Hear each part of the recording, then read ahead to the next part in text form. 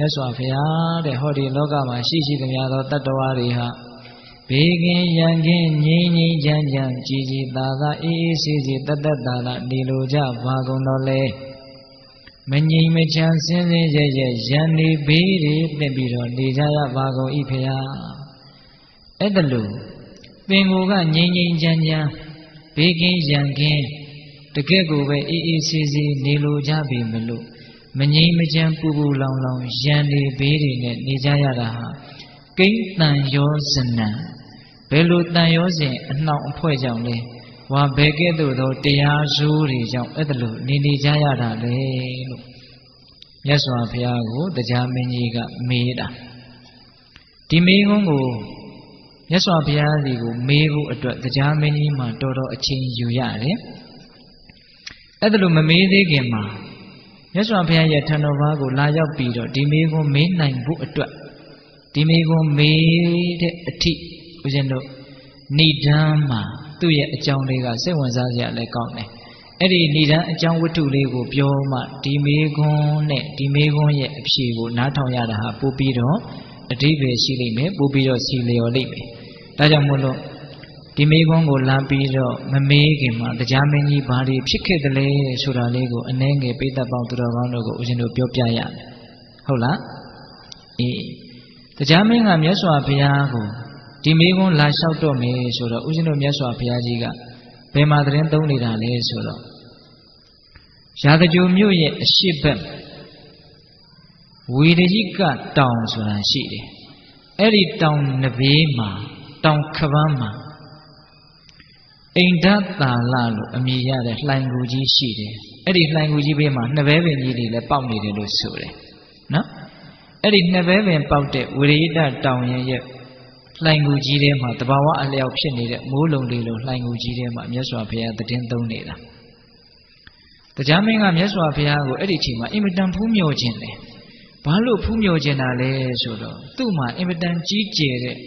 ဆင်းရဲတွေစိုးရိမ်ခြင်းတွေပူလောင်ခြင်းတွေဖြစ်နေတာဘာလို့ဖြစ်တာလဲဆိုတော့သေရမဲ့နမိတ်၅မျိုးတရားမင်းကြီးမှာထင်နေတယ်တဲ့တာဝရိဏနတ်တွေသေတော့မယ်ဆိုလို့ရှိရင်တကူကြီးတဲ့နတ်တွေသေတော့မယ်ဆိုလို့ရှိရင်အဲ့ဒါလိုနမိတ်တွေထင်တယ်လို့ဆိုတယ်သူတို့ပန်ထားတဲ့နတ်ပန်းတွေညှိုးလာတယ်သူတို့ဝတ်ထားတဲ့နတ်ဝတ်နတ်စားတွေနွမ်းလာတယ်သူတို့ရဲ့လက်ကတိကြားကချွေးထွက်လာတယ်နတ်ပြည်မှာမပျော်ဘူးပြီးတော့သူတို့ရဲ့ရုပ်ဆင်းအင်္ဂါတွေလည်းပဲဖောက်ပြန်လာတယ်အဲ့ဒါလို့သေမဲ့နမိတ်၅မျိုးထင်လာတော့တရားမင်းကသိတယ်သူကိုယ်သူငါတော့ဒီအင်မတန်ကြီးကျယ်တဲ့စီးစိမ်ကြီးကိုစွန့်ရတော့မှာပဲပြစ်ခဲ့ရတော့မှာပဲဒါကြောင့်အင်မတန်ပူလောင်နေဒါကနည်းနည်းလေးကိုချင်းစာကြည့်ပေါ့နော်ဒကာကြီးဒီမှာမြတ်ဘယ်လောက်ပူလောင်မလဲဆိုတာလောကမှာတကယ်အရေးတကယ်ဘေးဆိုတာအဲ့ဒါပါပဲနော်ခုဒကာဓမ္မတို့ဦးဇင်းတို့တွေကဒီဘေးအကြီးကြီးကိုမမြင်တော့ဘေးသေးသေးလေးတွေကိုဘေးကြီးတွေလို့ထင်နေတာဟုတ်လားနောက်ကကြားလိုက်နေတယ်ဆိုတာကိုမသိတော့ဆူးချစ်ခံရတာခွေးဟောင်ခံရတာကိုအကြီးကြီးလို့ထင်နေတာတောထဲမှာကြားလိုက်လို့ပြေးနေတဲ့လူတယောက်မျက်စိထဲမြင်ကြည့်စမ်းပါဗျာတောထဲမှာကြားလိုက်လို့ပြေးနေရတဲ့လူတယောက်မျက်စိထဲမြင်ကြည့်စမ်းပါအသက်လူပြီးတော့ပြေးနေရတာဟုတ်လားအဲ့ဒါကိုခွေးဟောင်ခံရတာကိုငါကိုဟောင်ရကောင်းလားလို့ရက်ပြီးတော့ဝေဖန်နေမယ်ခံစားနေမယ်ဆိုရင်ပိဋကရဲ့ကြားကမှီပြီးတော့ဘာလို့မှလဲကိုက်မှာပေါ့ဗျာ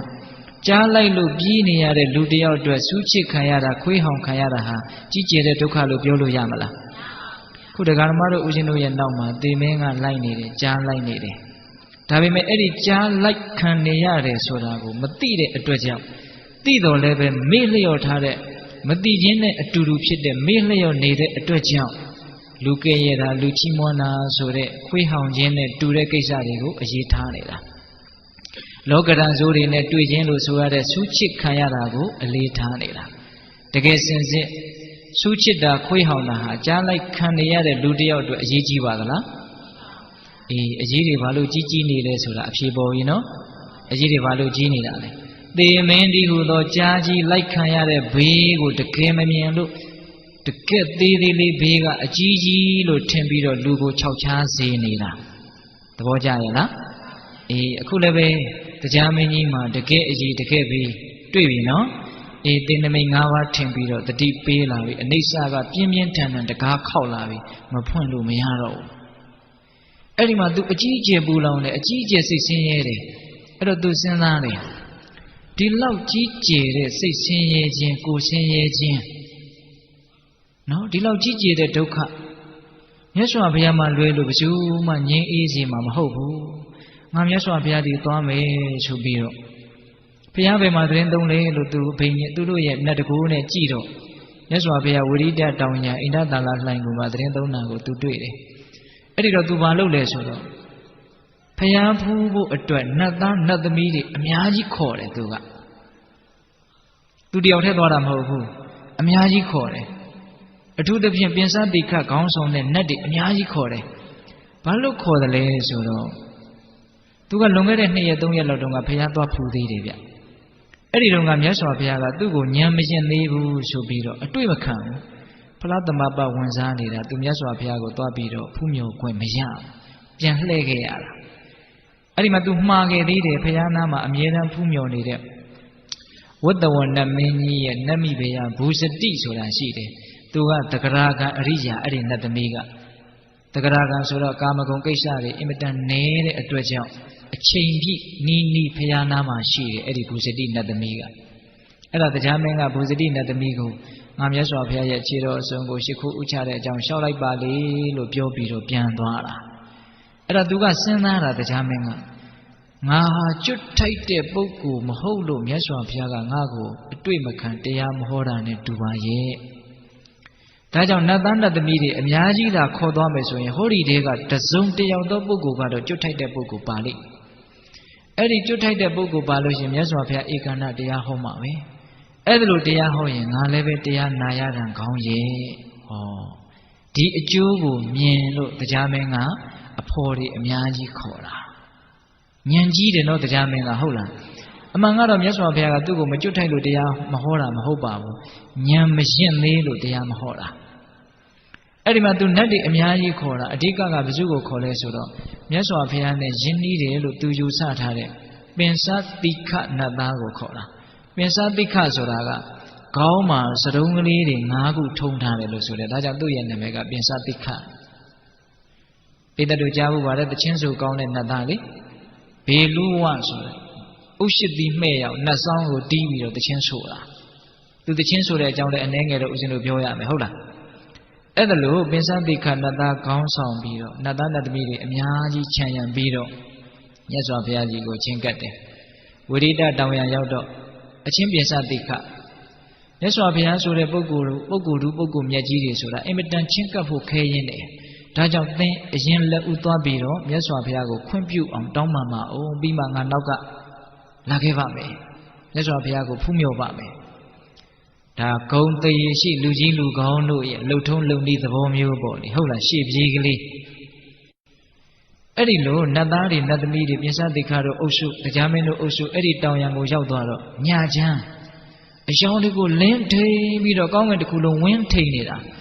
အဲ့ဒါအနာနာမှာရှိတဲ့ဆွမ်းခံရွာကဒကာဒကမတွေကသိတယ်တကူကြီးတဲ့နတ်တွေမြမာတွေမြတ်စွာဘုရားကိုစီကပ်နေတာတို့ကိုးကွယ်တဲ့မြတ်စွာဘုရားကဒီလိုဘုရားမျိုးလို့အင်မတန်ပျော်တယ်အင်မတန်ကြည်နူးတယ်အင်မတန်ဝမ်းသာတယ်ဟုတ်လားအေးအဲ့ဒီလိုတရားမင်းကပင်စတိခကိုအရင်လွှတ်တော့ပင်စတိခကဘေလူဝနတ်ဆောင်ကိုပိုက်ပြီးတော့ဘုရားရှင်ထံတော်ဘာမှာနတ်ဆောင်ကိုတီးပြီးတော့တခြင်းဆိုတယ်တဲ့ဘယ်လိုတခြင်းမျိုးလဲဆိုတော့သူ့ရဲ့တခြင်းကဘုရားဂုဏ်နဲ့ဆက်တော်တရားဂုဏ်နဲ့ဆက်တော်တန်ဃာဂုဏ်နဲ့ဆက်တော်ယဟန္တာတို့ရဲ့ဂုဏ်နဲ့ဆက်တော်ကာမဂုဏ်နဲ့ဆက်တော်တဲ့အဲ့ဒီလိုမျိုးအဓိပ္ပာယ်တွေပါတဲ့တခြင်းကိုဆိုတာသူကဒီပင်စတိခဆိုတဲ့နတ်သားကတိမ်ပရုနတ်မင်းကြီးရဲ့သမီးသူရိယဝစ္စတာဆိုတဲ့နတ်သမီးကိုတစ်ဖက်သက်သူကမျက်နှိုးနေတာဒါပေမဲ့အဲ့ဒီနတ်သမီးကသူ့ကိုမကြိုက်ဘူးဒါကြောင့်သူကတခြင်းစဆိုတဲ့ကဘယ်လိုဆိုလဲနည်းနည်းလေးတော့ဦးဇင်းရွတ်ပြမယ်နော်ဘဟုတုတ္တမဟုတ်လားငါသည်တဲ့တိမ်ပရုနတ်မင်းကြီးကိုရှ िख ိုးပါ၏ဘာဖြစ်လို့လဲဆိုတော့ဒီလောက်ချောဒီလောက်လှတဲ့နတ်သမီးဟာဒီနတ်မင်းကြီးကြောင့်ငါမြင်ခွင့်ရတာဒါကြောင့်တိမ်ပရုနတ်မင်းကြီးကိုငါရှ िख ိုးပါ၏ချွေးထွက်လောက်အောင်အိုက်နေတဲ့ပုဂ္ဂိုလ်ဟာလေနူအေးလေးကိုတန်းတသလိုမျိုးအတော်ပြောတတ်တယ်ဗျသိလား နော်ယဟန္တာအရှင်မြတ်ဟာနိဗ္ဗာန်ကိုတန်တတယ်လို့မျိုးဒါလည်းပါတာပဲသူကအင်မတန်စားလောင်းနေတဲ့လူဟာအစာဟာရကိုမှုတ်သိပ်တယ်လို့မျိုးရင်ငတ်နေတဲ့လူဟာရေကိုတန်တတယ်လို့မျိုးငါဟာသူရိယဝိသတာကိုတန်တတယ်အဲ့ဒါတွေပါတာသူကနော်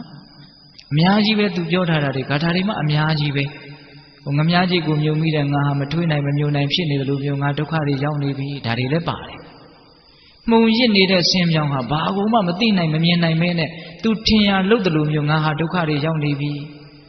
ယဟန္တာကိုလှူရတဲ့အလူဟာနည်းနည်းလေးစေတနာလေးဖြစ်ပေမလို့အများကြီးသောအကျိုးတွေကိုပေးပြီးတော့ကြီးထွားလာတယ်လို့မျိုးသူရိယဝိသတာကိုမြင်လို့တဲ့စိတ်တွေကငါမှအများကြီးကြီးထွားလာပြီအဲ့ဒါတွေပါတယ်အဲ့ဒီမှာသူ့ရဲ့တခြင်းတွေဦးဇင်းတို့ကုံအောင်ပြောရင်ဆုံးမှာမဟုတ်ဘူးသိလားအဲ့ဒီမှာမြတ်စွာဘုရားကသူ့တခြင်းဆုံးတော့ချီးမွမ်းတယ်တခြင်းတန်ကိုချီးမွမ်းတယ်ပိစတိခါတဲ့ဒီတခြင်းတွေကိုဘယ်တော့မှမင်းတီကုန်းထားလေတဲ့သင်ရဲ့တခြင်းတန်ဟာစောင်းတန်ကိုလည်းမလွန်ဘူးသင်ရဲ့စောင်းတန်ဟာတခြင်းတန်ကိုမလွန်ဘူးတော်တယ်ပေါ့တီးတာဆိုတာတခြင်းတန်ကိုตาရလို့တခြင်းဆိုတာကိုအားပေးတဲ့အနေနဲ့မြတ်စွာဘုရားချီးမွမ်းတာမဟုတ်ဘူးနော်တချို့ပုဂ္ဂိုလ်တွေကဟာပြင်စသင်္ခါတခြင်းဆိုတာကိုမြတ်စွာဘုရားတောင်သဘောကျပြီးတော့ထောက်ခံတဲ့ရောင်ရောင်ပါလို့ပြောတာရှိတယ်လေအမြန်ကဘာကြောင့်မြတ်စွာဘုရားကဒီတခြင်းတန်ကိုချီးမွမ်းတာလဲဆိုတော့တကယ်လို့ဒီလိုအတိအမှတ်မပြုဘူးမချီးမွမ်းဘူးဆိုရင်မြတ်စွာဘုရားလက်မခံဘူးနဲ့တူရဲ့ဆိုပြီးပြန်သွားလို့ရှိရင်မက်ဖို့ဒီဟူသောအကျိုးစီးပွားအစ်စ်အမှန်တွေကဆုံးရှုံးမှဆိုးလို့သူတို့မပြန်အောင်လို့မြတ်စွာဘုရားကဒီတခြင်းတန်ကိုချီးမွမ်းလိုက်တာအဲ့ဒီမှာပိစတိခါမြတ်စွာဘုရားကိုစကားပြောရဲသွားတယ်ဒီတခြင်းတွေကိုသင်ဘယ်လုံးကတည်ကုန်းထားတာလဲဆိုတော့ပိစတိခါကမြတ်စွာဘုရားတဲ့ဒီတခြင်းတွေတည်ကုန်းထားတာကြားကြလာပြီတဲ့မြတ်စွာဘုရားဖရာဖြစ်ပြီးခါစဥရဝေလတော်နေရင်စရာမြစ်ကမ်းဘေးအဇပါလညောင်မိန်အောက်မှာသတင်းသုံးလုံးကလေးကစတပြီးတော့ဒီတခြင်းတွေကိုတည်ကုန်းထားတာအဲ့ဒီတော့ကတိမ်မရုနမင်းကြီးရဲ့နဗိမာန်ရှိကိုဟောဒီဆောင်းကြီးပိုက်ပြီးတော့တပြီးတော့သူ့သမီးကိုသဘောကျတယ်နဲ့သွားဆိုတာသူအကြောင်းလေးပြောနေတာပိစတိခါကအဲ့ဒီလိုတခြင်းဆိုတော့သူရိယဝိသတာကထွက်လာတယ်တဲ့ဗိမာန်တွေကသင်ဟာတဲ့ဘုရားကုံတရားကုံတန်ခါကုံတွေကိုဆိုတာမြတ်စွာဘုရားဆိုတဲ့ပုဂ္ဂိုလ်ကြီးကိုငါမဖူးဘူးပါဘူးတဲ့ဒါပေမဲ့လို့သူဓမ္မနတ်တပည့်မှာငါကနေတော့မှမြတ်စွာဘုရားရဲ့ဂုဏ်တွေကိုငါကြားခဲ့ရတယ်အဲ့ဒါလို့အင်မတန်ထူးမြတ်တဲ့မြတ်စွာဘုရားရဲ့ဂုဏ်တွေကိုဆိုတဲ့အတွက်ကြောင့်ဒီနေ့တနေ့တာသင်နဲ့ငါရဲ့ပေါင်းဖော်ခြင်းဖြစ်ပါစေအဲ့ဒီနေ့ကစနောက်တစ်ခါမှမပေါင်းဖော်ရတော့ဘူးလို့မြတ်စွာဘုရားကိုပိစတိခါကသူ့အကြောင်းလေးလျှောက်ပြောတာအဲ့ဒါကိုတရားမင်းကစိတ်မရှိဘူးနောက်ကနေပြီးတော့သူလာဖို့အတွက်ရှေ့ပြေးလွတ်တာကိုသူ့ကိုကြီးကိုယ်တာတွေပြောနေတာအဲ့ဒီမှာဟေးပိစတိခတရားမင်းမြတ်စွာဘုရားကိုရှ िख ိုးတယ်ဆိုတာကိုမင်းပြောအောင်နောက်ကနတ်တို့ရဲ့တကူနဲ့အချင်းချင်းသိပေးတာအဲ့ဒီတော့မှပိစတိခကမှန်လားပါဘုန်းတော်ကြီးတော်မူသောမြတ်စွာဘုရားတရားမင်းကမြတ်စွာဘုရားကိုရှ िख ိုးကြတော့ပါဗျာအဲ့ဒီမှာမြတ်စွာဘုရားကတရားမင်းကြီးချမ်းသာပါစေဘာဖြစ်လို့လဲဆိုတော့မြတ်စွာဘုရားဆိုတာတတ္တဝါအလုံးချမ်းသာတာကိုမြင်ခြင်းနဲ့တဲ့အဲ့ဒါလိုလေးအမိန့်ရှိတော့မှတရားမင်းကအချမ်းရံနေနဲ့ဂူထဲကိုဝင်လာတာတရားမင်းဝင်လာတော့တကူလုံးကလင်းထိန်သွားတယ်ဒါပေမဲ့မြတ်စွာဘုရားရဲ့ရောင်ရည်တော်ကိုတော့မလွှမ်းမိုးနိုင်ဘူးတရားမင်းလည်းဝင်လာရောမညီညာတဲ့ဂူကြီးဟာညီညာသွားတယ်မကျေပြန့်တဲ့ဂူဟာကျေပြန့်သွားတယ်ဩစရာတော့ကောင်းတယ်နော်အဲ့ဒီမှာမြတ်စွာဘုရားကတရားမင်းကြီးကိုအလုတ်ကိစ္စတွေဒီလောက်များတဲ့ကြားတွေကဖျားလာဖူးနိုင်တာဩစရာကောင်းတယ်လို့အဲ့ဒါလိုလေးမြတ်စွာဘုရားကစကားကိုဥစွာပြောတာမြတ်စွာဘုရားဆိုတော့စကားပြောအင်မတန်ကျွမ်းကျင်တာပေါ့နော်အဲ့ဒီတော့မှန်လားပါဗျာတဲ့တပည့်တော်အခုမှမြတ်စွာဘုရားကိုလာဖူးတာမဟုတ်ပါဘူး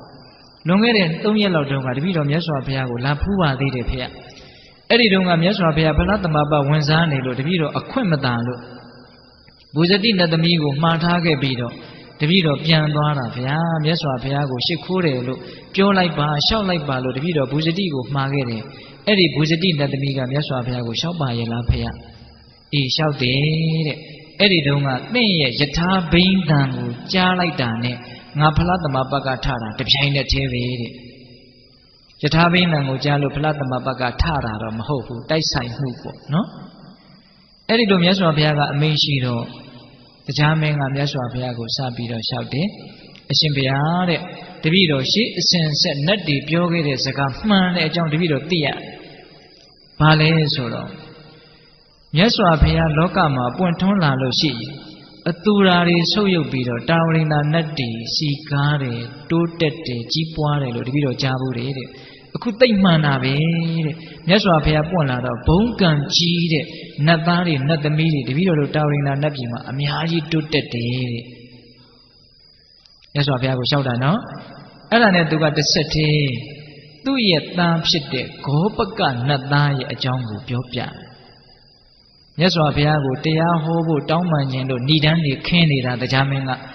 ခုနတုန်းကဥစဉ်ဏိဒန်းတုန်းကရွတ်လိုက်တယ်လေတတ္တဝါတွေဟာငြိမ်ငြိမ်ချမ်းချမ်းဘေးကင်းရန်ကင်းတကယ့်ကိုစိတ်ချမ်းချမ်းသာသာနဲ့နေလိုကြပြီမလို့အဲ့ဒါလို့မနေကြရဘူးမငြိမ်ချမ်းသာဟာဘာကြောင့်လဲဆိုတဲ့ဒီမေးခွန်းကလေးမမေးခင်မှာစကားဏိဒန်းတွေတွဲနေတာဘယ်သူအကြောင်းကိုရှောက်မှလဲသူ့ရဲ့သားဂောပကနတ်သားရဲ့အကြောင်းကိုရှောက်မှအဲ့ဒါကိုဦးဇင်းတို့ဂောပကဝတ္ထုဆိုပြီးတော့အကျေတဝန်ကြီးပြောထားတာရှိတယ်အဲ့ဒါကိုပိဋကပေါင်းသူတော်ကောင်းတို့နှလုံးသွင်းကြည့်မယ်နော်အဲ့ဒီဂောပကဆိုတဲ့နတ်သားကသူကတာကီဝင်မင်းသမီးအရင်ဘဝကမိန်းမဂောပိကာတဲ့ကပိလဝတ်ပြည်ကဖះကိုကြည်ညိုတယ်တရားကိုကြည်ညိုတယ်သံဃာကိုကြည်ညိုတယ်ဂောပိကာတာကီဝင်မင်းသမီးတဲ့မိန်းမဖြစ်ရတာအင်မတန်ဆက်ဆုပ်တယ်တဲ့သူကဖြစ်လေရဘဝယောက်ျားပဲဖြစ်ချင်တယ်အဲ့ဒါကြောင့်မို့လို့မြတ်စွာဘုရားဒီယတနာမြတ်သုံးပါးကိုကိုယ်ွယ်စည်းကပ်ရင်းနဲ့ယောက်ျားဖြစ်ရဖြစ်ကြောင်းအကျင့်ကိုသူကျင့်တယ်နော်အဲ့ဒါလို့သူဘာသာရေးကိုကိုင်းဆိုင်ပြီးတော့တကယ်စိတ်ကောင်းနှလုံးကောင်းနဲ့နေလာရင်းနဲ့သေတော့တရားမင်းရဲ့သားယောက်ျားဖြစ်တယ်နတ်သားဖြစ်တယ်နော်နတ်သားဖြစ်တော့ဒီနေ့နတ်စည်းစိမ်ခံစားရင်းနဲ့ကကြေတဲ့ဂန္ဓပနတ်အဖွဲ့ကြီးတစ်ဖွဲ့တရားမင်းအမှုရှိတဲ့တရားရဲ့ဆွေတွေမျိုးတွေဒီကြီးကျယ်တဲ့စည်းစိမ်ရှိတဲ့နတ်တွေကိုဖြောပြေဖို့အတွက်ပေါ့ဗျာလူလောကကြီးလိုပါပဲဟုတ်လားဖြောပြေဖို့အတွက်အဲ့ဒီဂန္ဓပကကြေတဲ့နတ်အဖွဲ့ကြီးတစ်ဖွဲ့ရောက်လာတယ်အဲ့တီးကြမှုကြဆိုကြကကြပေါ့လေအဲ့ဒီကကြေတဲ့နတ်ကနေနတ်တွေထဲမှာထူးထူးခြားခြားကကြေတဲ့ဂန္ဓပနတ်3ယောက်ကဒီပြင်နတ်တွေတဲ့ပူပြီးတော့အယောင်အဝါတွေထွက်နေတယ်တဲ့အဲ့ဒါကိုဂောပကနတ်သားကအဲ့ဒီကကြေတဲ့အဖွဲ့ကြီးရဲ့ကနေပုံဆိုနေပုံတွေကိုကြည့်ရှုခံစားရင်းနဲ့တတိထားမိဟာဟိုနတ်3ယောက်ကဒီပြင်နတ်တွေတဲ့ပူပြီးတော့အယောင်တွေထွက်နေပါလားအဲ့ဒါနဲ့ထပ်ပြီးတော့သူစဉ်းစားတယ်ဘာလို့ဒီအယောင်တွေကထွက်နေတာတော့ဘာလို့သူတို့ကသူများနဲ့မတူတာတော့စဉ်းစားလိုက်တော့အဲ့ဒီဂန္ဓပနတ်3ယောက်ကအရင်ဘဝကယဟန်နေသေးလို့ယဟန်နေပြန်တော်မူလို့ဖြစ်လာတာတဲ့အရင်ဘဝကယဟန်နေတယ်ဘေယဟန်နေလေလို့ဆက်ပြီးတော့စဉ်းစားလိုက်တော့အဲ့ဒီဂောပိကာမင်းသမီးဘဝကသူ့အိမ်မှာသူဆွန်းလောင်းခဲ့တဲ့သူ့ရဲ့ဆရာဘုန်းကြီးတွေဖြစ်နေတယ်တဲ့ဗျာဒကာကြီးဒကာမကြီးများနော်တပည့်ဖြစ်တဲ့ဒကမကနတ်သားဖြစ်ပြီးတော့ဆရာဖြစ်တဲ့ဘုန်းတော်ကြီးတွေကအဲ့ဒီနတ်သားကိုဖြောပြေရတဲ့ဂန္ဓပနတ်အောက်ကျတဲ့နတ်အမျိုးအနွယ်ညံ့တဲ့နတ်ဖြစ်နေတယ်ဘယ်လိုမှမခံနိုင်ဘူးအဲ့ဒီဂောပကနတ်သားကကြည်စမ်းငါကိုးကွယ်ခဲ့တဲ့ငါဆရာတွေငါဆွန်းလောင်းခဲ့တဲ့ငါဆရာတွေမြတ်စွာဘုရားရဲ့တရားတော်ဆိုတာမြင့်မြတ်ရာကိုဥတည်ပြီးတော့မြင့်မြတ်တဲ့မြင့်မြတ်တဲ့ဘက်ကိုရောက်အောင်ပို့တဲ့တရားပါဘယ်နဲ့ကြောင့်နှိမ့်ကြတဲ့နေရာကိုရောက်လာတာတော့အဲ့ဒါနဲ့ဆိုတာဗျအဲ့ဒီနတ်သားကသိလားအဲ့ဒီဂန္ဓပနတ်3ယောက်အရှင်တို့တဲ့အရင်ဘဝကယဟန်နေငါသိတယ်တဲ့မြတ်စွာဘုရားရဲ့မြင့်မြတ်ရာမြင့်မြတ်ကြောင်းကိုညွှန်ပြတဲ့တရားတွေကိုဘယ်ဘက်ကိုမြန်ဉာဏ်ဥလှည့်ပြီးတော့နာခဲ့တာလေတဲ့ဟောဒီစကားလေးသတိထားကြရအောင်ဒကမာကြီးများတရားဆိုတာမြင့်တဲ့နေရာကိုပို့ဖို့မြတ်တဲ့မြတ်တဲ့နေရာကိုပို့ဖို့အဲ့ဒါလို့မြင့်မြတ်တဲ့ဘက်ကိုညွှန်ပြနိုင်တဲ့တွန်းပို့နိုင်တဲ့တရားကိုလက်ငင်းတွေ့နေရပါလှဲ့ကနဲ့နေကြတဲ့ဘက်ကိုရောက်သွားမယ်ဆိုရင်ကိုညံ့တာပေါ့ဟုတ်လားဒကာကြီးမကြီးများအေးအခုလည်းပဲယဟန်တော်တွေယဟန်မှာရိုးရိုးမဟုတ်ဘူးသီလလည်းစင်ကြယ်တဲ့ဗျာဇံအဘိညာဉ်လည်းရခဲ့တဲ့အဲ့ဒီဇံအဘိညာဉ်လက်ရှိနဲ့သိမယ်ဆိုရင်တောင်မှပြမပြေရောက်နိုင်နေဒါပေမဲ့ဘာဖြစ်နေတာကန္ဓပနတ်ဖြစ်နေတာကကြေတဲ့နတ်ဖြစ်တာကကြေတဲ့ဆိုတာပြတတ်တယ် သူများခံစားဖို့အတွက်ဖြောပြပေးရတာဆိုတော့အောက်ကြတာပေါ့ဟင်ဒကာကြီးဒီမကြီးများအေးအဲ့ဒီမှာသူပြောတဲ့စကားဂောပကနတ်သားပြောတဲ့စကားလေးမှတ်ရမယ်နော်မြင့်မြတ်ရာမြင့်မြတ်ကြောင်းကိုညွှန်ပြနိုင်တဲ့တရားတော်ကြီးနဲ့တွေ့ခဲ့ပါလေခင်နဲ့ဘယ်ဘက်ကိုညံဥလှည့်ပြီးတော့တရားနာခဲ့တာလဲအဲ့ဒါလို့မေးပြီးတော့အရှင်တို့ကိုမြင်ရတာမကောင်းသောမြင်ခြင်းပဲတဲ့ငါလိုမိမတယောက်ဖြစ်ခဲ့တဲ့ပုဂ္ဂိုလ်ကအရှင်းမြင့်တဲ့ဘဝကိုရအောင်ယူနိုင်ပါလေခင်နဲ့ယဟန်ရမကြီးတွေဖြစ်နေပါလေခင်နဲ့နှိမ့်ကြတဲ့ဘဝကိုရတာမြင်ရတာကြက်သေးမရှိဘူးလို့ပြောတာပက်ပက်ဆက်ဆက်ပြောတာအဲ့ဒီပက်ပက်ဆက်ဆက်ပြောဆိုခြင်းဆိုတဲ့ဆေးကားကြီးတိုက်လိုက်တာအစွမ်းထက်တယ်ဗျအဲ့ဒီဆေးကားကြီးစွမ်းတယ်အဝုဒ္ဓုံဆိုတော့အဲ့ဒီကန္ဓပနတ်3ယောက်ထဲက2ယောက်သောကန္ဓပနတ်သားတွေဟာပြန်ပြီးတော့တတိယရှက်เสียကောင်းလိုက်တာသူပြောမယ်ဆိုလေပြောเสียပဲဘာဖြစ်လို့သူတို့ကကန္ဓပနတ်ဖြစ်ရတော့ဆိုတော့ဘဝပေါင်းများစွာအဲ့ဒီကန္ဓပကကြေတဲ့နတ်တွေဖြစ်ခဲ့တာလေအဲ့ဒီယဟန်တို့3ပါးကဒါကြောင့်မလို့ဘဝနိကန္တိကကိုဖြစ်ခဲ့မှုတဲ့အခြေအနေလေးထဲမှာตาရတဲ့စိတ်တွေကအထက်ထပ်ဖြစ်ခဲ့တာဆိုတော့နောက်တစ်ခါထပ်ဖြစ်တဲ့သဘောပါပဲအလေးအကျင့်သဘောအာတိဝဏပစ္စည်းသဘောလို့လည်းပြောမယ်ဆိုရင်ပြောလို့ရတယ်ဒါလေးလုံနေကြဒါလေးကျွမ်းကျင်တယ်ဆိုတော့ပြောလိုက်ရင်ဒါမျိုးပြုလိုက်ရင်ဒါမျိုးကြံလိုက်ရင်ဒါမျိုးအဲ့တော့ဖြစ်လိုက်တော့လေဒါမျိုးပေါ့သဘောပေါက်လားအဲ့ဒါနဲ့နတ်သား2ယောက်ကတော့အဲ့ဒီတိုက်လိုက်တဲ့ပြင်းထန်တဲ့ဆေးကားကြီးကိုအစွမ်းထက်တယ်ဗျသူတို့အတွက်ပြန်ပြီးတော့တတိရတဲ့အတွက်ကြောင့်အဲ့ဒီနားတယ်ပထမဇန်ရတယ်ရိုးရိုးမဟုတ်ဘူး3မက်3ဖို့နဲ့တခွားတယ်ဂိုင်းအမျက်တွေထွက်လိုက်တာနော်အဲ့ဒီဂောပကနတ်သားတဲ့တောင်တာသွားပြီအခြေခံလေးကသိကောင်းခဲ့တာကိုအနာဂံဖြစ်ပြီးတော့အဲ့ဒီနားတယ်တခါတည်းသုတိသိကြပြီးတော့တခါတည်းဗြဟ္မပြည်ကိုကူးသွားတာ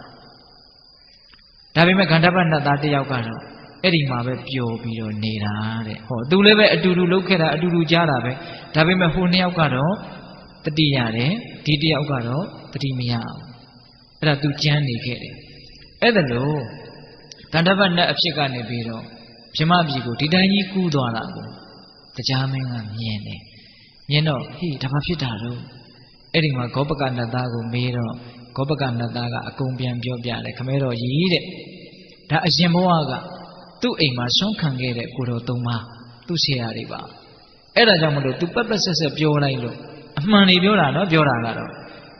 ဒါကြောင့်နာနာချင်းချင်းအပြစ်မြင်တိုင်းဝမ်းနည်းမတူဟုတ်တိုင်းဆိုကကြားဘူးတယ်ဟုတ်လားဒီလင်္ကာလေးဆရာဆိုတဲ့အဓိပ္ပာယ်ကလေးနော်အဲ့တော့ကိုယ့်ရဲ့အပြစ်ကိုပြပြီးတော့အမှန်ကိုပြောတာဟာတကယ်စင်စစ်နှလုံးသွင်းတတ်မယ်ဆိုရင်သိအကျိုးကြီးပါတယ်အဲ့ဒါလို့ဂောပကနတ်သားကသူ့ရဲ့အဖေတရားမင်းကိုအဲ့ဒီကန္ဓပနတ်တွေရဲ့အကြောင်းကိုပြောပြတော့တရားမင်းကြီးကအင်မတန်သဘောကျတယ်တော်လိုက်တာတတိယပြီးတော့သူတို့အနာဂံဖြစ်သွားတယ်တန်တရားရေးစိတ်အေးရတယ်အဲ့ဒီအကြောင်းတွေကိုသူကမြတ်စွာဘုရားကိုလျှောက်ပြီးတော့အရှင်ဘုရားတပည့်တော်လည်းအဲ့ဒီနတ်တွေလိုတရားဓုများရလေမလားလို့တရားမင်းကနော်အဲ့ဒါလိုတပည့်တော်မျောကိုမိတယ်မျောလင့်မိတယ်တောင့်တမိတယ်ဒါကြောင့်မြတ်စွာဘုရားစီကိုဘုရားပြီးတော့ချင်းကပ်တာပါဒါကြောင့်တပည့်တော်မှာဖြစ်နေတဲ့အတွေ့ဖြစ်နေတဲ့ပြဿနာဒါတွေနဲ့ပတ်သက်ပြီးတော့မေခွ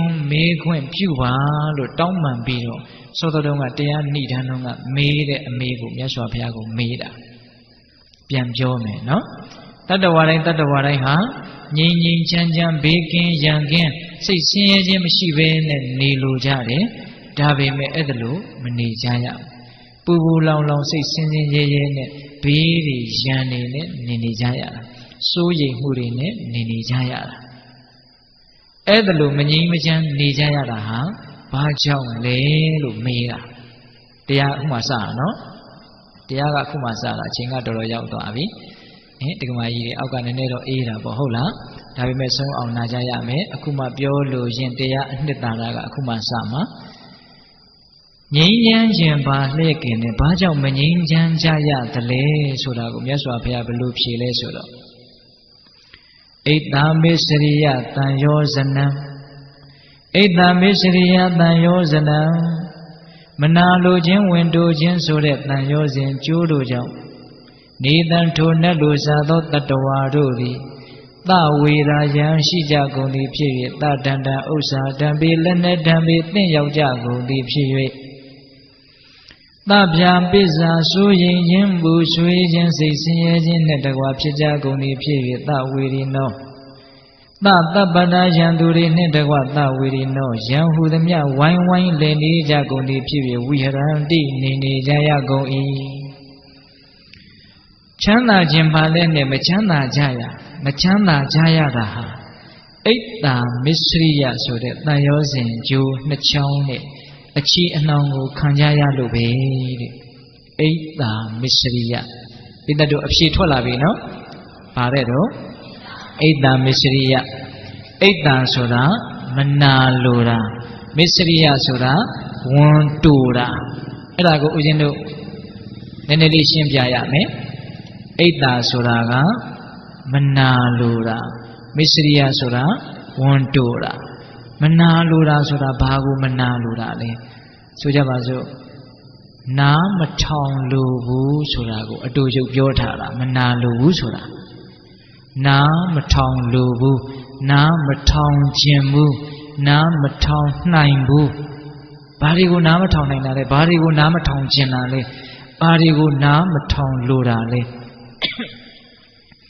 Tumya jibwara, tumya chandara. Tumya kutet tarago na matong lubu. Ada putu zenu ya pengu tabowe. Ada home ho aku lolo zeli size chisa mabya. Tumya kutet tadwabi. Tumya kutet to dwabi, ti dwabi, tat dwabi, pishiri po dwabi, asada yaya kutet tabi solution na thawara ayada shila. Pure luga pure luda, ana lu dolagong, chow lu dolagong, macong talu dolagong, a mew do a chong chong on ibido na town near Bimelu, Sitema na matong lure sigaro, she needed. Rabakome? Era eight nave, era eight nave. Eddie Manalu the Voga, go moan a book of Bomaso, Yaji Bubio Titana shit. No? Go Machabu, Dilu Machabu, Eddie Luchi Lama Josane. Legasan Golucho Moya da Gona had him hope. Edlu Mega Yoga don't show her, no? Manalure the Boha, Manalure lead and even today, Manalure a Pumurive, Pumuri. Edlu Devano do the Chibora Chana, the Kuta Tarago, Machalu, Manalure the Bogo, 8 local. Even the Pimian Tanam Chiloshi, Puri body down under the Lusore. No? To me, Aboma Manalo de Pierre. Even then shown it. Pamala Jara them home. Pamala a Jushia them home. That them Eddie Ludo Levamati Doramu. Kuma Nayan Tayene, Sitema Pulang Nera. Within the lep Shipure, the Rai my mele Shipure. Pile, no tap she oma, the Ditabiroji, Malima Bea, the Budodabam Shema Bera. Pshi oma, Eddie Diazuji of Pshi oma, Pshi a junction, Pshi go, Pshi oma, Eddie change out of block kayak catalesoda, let to it the Kogu Panalu Panji bo. Pshima, no, the guy my mea. Eddie 8 so that the Vodea. Logajigo Pula on, Logajigo Super on, Logajigo Manija on Lunida. No time Mysteria soda vale, one tura. Pago one tura lesoda. Go by ne shine look the matter, the sheep the maiden, but the lalo she. Tumiane long one, Massassa Sejambu. Tumiane long one, Mapat the Sejambu. Nene Lima, a Timakanaimu, a Timakanaimu. Oh, the Kimia no laloshi, a Chidamakanaim, a team of your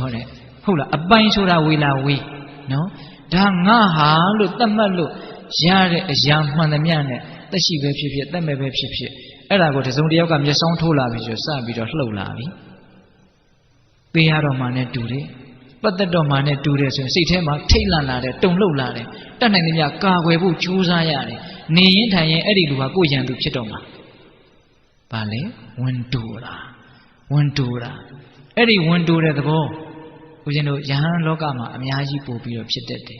Taja was in the Janga Nida Maleve. Jahanori at Dwapel, Missiria and Patabido, Amula the Hotara Shivia. Hola, Awata Missiria, Kunia, Litumia Lani, Chaipu, Lani Masuri, Ludi Maneshida Babe. No? Now Kula Missiria, Kodagarama, Tibian Ponina, Patatama, Suji, Chauti. Ludis when the Cochita Lumianure Lu, Hola, go down wine to Miane, Tisama, Suri. Hola, Kula Missiria. No, Bidova, Lava Mishiria, La Lava, Kudani Yachin, ကိုလက်လာပါသူများကိုခွဲမပေးနိုင်ဘူးကိုရတယ်လို့မျိုးသူများကိုမရစေခြင်းဘူးဝန်တိုတာနော်ပြီးတော့ဗာလဲဝဏ္ဏမစ္စရိယဂုံတည်င်းနေကိုတယောက်ပဲဂုံရှိခြင်းကိုရတဲ့ဂုံမျိုးသူများမရစေခြင်းဘူးသူများအဲ့လိုဂုံတွေရှိသွားမှဆိုရင်နေရင်ထိုင်ရင်လည်းအနေရခက်တယ်တတိပြတာပိုက်ထဲမှာမတည့်တဲ့အစာကိုမျိုးလိုက်မိတယ်လို့မျိုးပဲဟုတ်လားမစ္စရိယနောက်ပြီးတော့ဗာမစ္စရိယရှိသေးလဲဓမ္မမစ္စရိယတဲ့အံ့ဩစရာကောင်းတယ်တရားမှတောင်ဝန်တိုတယ်ဗျာ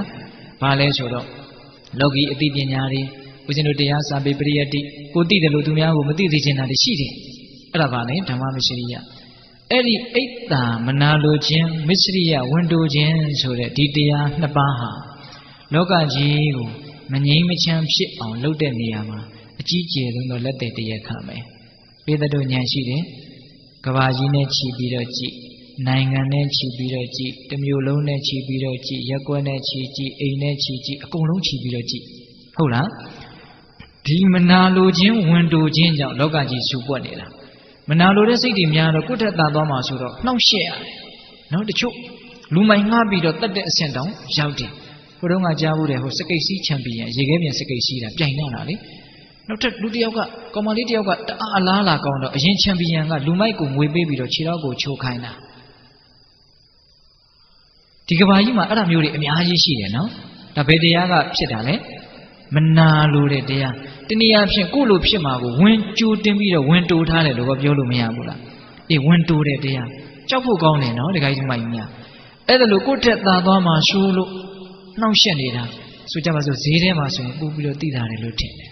ဈေးတဲ့အချင်းချင်းဟိုဘက်ဆိုင်ကသိရောင်းကောင်းနေပြီဆိုရင်ဒီဘက်ကနေရင်ထိုင်ရင်လည်းအကုသိုလ်တက်တယ်ဦးဇင်းကိုဈေးတွေကအဲ့လိုမျိုးခဏတိုင်းပြောဘူးတယ်အဲ့ဒါသူတို့ရိုးသားတယ်လို့ပြောရမှာပေါ့နော်ဟုတ်လားကိုယ့်ထက်ရောင်းကောင်းတယ်ဆိုရင်စိတ်ထဲမှာနေရထိုင်ရတာဟန်မရဘူးနော်အဲ့ဒါလိုမျိုးအဲ့ဒါကမနာလိုတဲ့ကိစ္စကစိတ်ထဲတင်ဖြစ်နေရင်တော်သေးတယ်နော်ဗဇက်ပေါ်ထိတက်လာပြီလက်ပေါ်ထိနှောင့်ယှက်မဲ့အဆင့်ရောက်လာပြီဆိုရင်ကြောက်စရာမကောင်းဘူးလားကြောက်စရာကောင်းတယ်အဲ့ဒီဝင်တိုတဲ့အဆင့်ကလည်းအကြီးကြီးဖြစ်လာရင်အင်မတန်ကြောက်စရာကောင်းတယ်ပြစ္ဆုတ်ပန်တန်တရားနှစ်ဖြာဆင်းရဲစေတယ်ပေးတဲ့တို့သိပါတယ်လောတကတိတ်တကြားဘူးတယ်နော်အရင်ဘဝကယဟန္တာမထေရကိုသူ့ရဲ့တကာကကြည်ညိုတော့သူမကြည်နဲ့ဘူးမခံနိုင်ဘူးအဲ့ဒါနဲ့တက်ကယ်ချောင်းနဲ့ခေါင်းလောင်းထိုးစားတဲ့ကတော့တက်ကယ်ချောင်းနဲ့ခေါင်းလောင်းထိုးတယ်လို့မပါမှာဘူးလက်သေးလေးနဲ့သွားချစ်တာတဲ့ခေါင်းလောင်းကိုကိုကြတော့တကားစီရောက်တော့ပြောမှလေမင်းကလာကြည်ညိုနေတာပါကွာမင်းဘုန်းကြီးကငါခေါင်းလောင်းထိုးတာတော့မနိုးဘူးဟာဟုတ်လား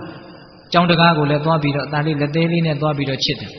ဟုတ်လားငါတကားတွေခောက်ခဲ့ပါတယ်ကွာမှုသားလွတ်ယုံပေါ့နော်နောက်တော့ကျောင်းတကာကအရှင်ဘုရားအဲ့ဒါလို့ဆိုလို့ရှင်လေခရီးပန်းလို့နေမှာပါဖေ။တပည့်တော်ဆွန်းလေးလှူပေးရဆိုပြီးတော့မုံမုံမြက်မြက်ဆွန်းဟင်းနေတပိတ်ထဲထည့်ပြီးတော့လောင်းလိုက်တာအဲ့ဒီကြမှာဒုက္ခရောက်တာကိုမနာလိုတဲ့ကိုမုန်းတဲ့လူစားမဲ့ဆွန်းဟင်းကိုကိုယ်တိုင်ပယ်ခဲ့ရပြီအဲ့ဒီကြတော့မှအကြီးကျယ်ဒုက္ခဖြစ်တာဘယ်လို့မှမအောင်နိုင်ဘူးမဆောင်စည်းနိုင်ဘူးသူဉာဏ်ရှိတဲ့ယဟန်တစ်ပါးနော်သီလလည်းပြည့်စုံတယ်ဒါပေမဲ့အိတ်တံမစ္စရိယတရားနှိမ့်ဆက်လာတော့အဲ့ဒီဆွန်းနေဟင်းတွေကိုလေမိကြီးခဲတွေရှိတဲ့ပြာပုံတွေကိုတွန်းပြီးတော့ဖုံးထားခဲ့တာယူမသွားနိုင်ဘူးကြောင်းရောက်တော့အဲ့ဒီယဟန်ကမရှိတော့သူ့ရဲ့အိတ်တံမစ္စရိယတွေကိုမြင်လို့ငါဆက်နေရင်ဒီယဟန်ဓာတ်တက်ပူပြီးတော့ကြီးကျယ်တဲ့အပြစ်တွေသင့်တော်မယ်ဆိုတာသိလို့ကြောင်းတကားကိုမဖွင့်မဲနဲ့ခေါင်ကနေဖောက်ပြီးတော့ပြန်သွားတာသူတာမညပုဂ္ဂိုလ်မဟုတ်ဘူးဆိုတာလည်းသိခဲ့စီခြင်းတဲ့သဘောပေါ့အဲ့တော့တကားကမပွင့်သေးဘူးအတွင်းကဂလန့်ချထားတယ်အထဲထဲမှာမရှိတော့အဲ့ဒီကြတော့မှငါမှားပြီဒါယဟန္တာပုဂ္ဂိုလ်ကြီးပဲလို့သူသိတယ်ဒါပေမဲ့လို့ငါဒီကာယကံမြောက်အိတ်တံမစ္စရိယကိုပုံဖော်ခဲ့တယ်အဲ့ဒီနောင်တရတဲ့စိတ်ကြီးပူလောင်တဲ့စိတ်ကြီးနဲ့သိပြီးတော့ငရဲတောင်ကြာရရှာတယ်အိတ်တံမစ္စရိယလက်ချက်မသေးဘူးနော်အဲ့ဒါဦးဇင်းတို့မြတ်စွာဘုရားလက်ထက်ရောက်တော့သိပြီးတော့ဆင်းရဲပါတယ်ဘယ်လောက်ထိဆင်းရဲလဲဦးဇင်းတို့တန်ဝေကရအောင်နည်းနည်းလေးတော့ပြောမယ်ဗျာအိတ်တံမစ္စရိယအကြောင်းနည်းနည်းလေးတော့ပြောမယ်နော်သူကဘယ်မှာရွာကြီးတေပါတောင်းစားတဲ့ရွာကြီးတေပါအင်မတန်ကြီးတဲ့ရွာကြီးတေပါမှာသူ့အမေပိုက်ထဲကိုသူရောက်တဲ့နေ့ကစပြီးတော့အဲ့ဒီရွာအဆင်မပြေဘူးနော်အဲ့ဒါနဲ့တရွာလုံးတို့လှုပ်လှုပ်ကန်လို့လုပ်ငန်းအဆင်မပြေဘူးဆိုရွာကိုတဝက်ခွဲလိုက်တယ်ကာလကံဒီမှရှာသူပါတဲ့ဘက်ကအဆင်မပြေဘူးအဲ့လိုနဲ့တဝက်ချင်းခွဲတာသူတို့တအိမ်နဲ့ပဲကြံတယ်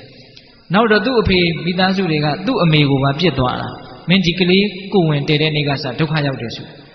အဲ့မှာဒီကလေးမွေးတဲ့နေ့ကစပြီးတော့အမေဒုက္ခရောက်တယ်အမေဆိုတော့ ပြည့်လည်းမပြည့်ရဘူး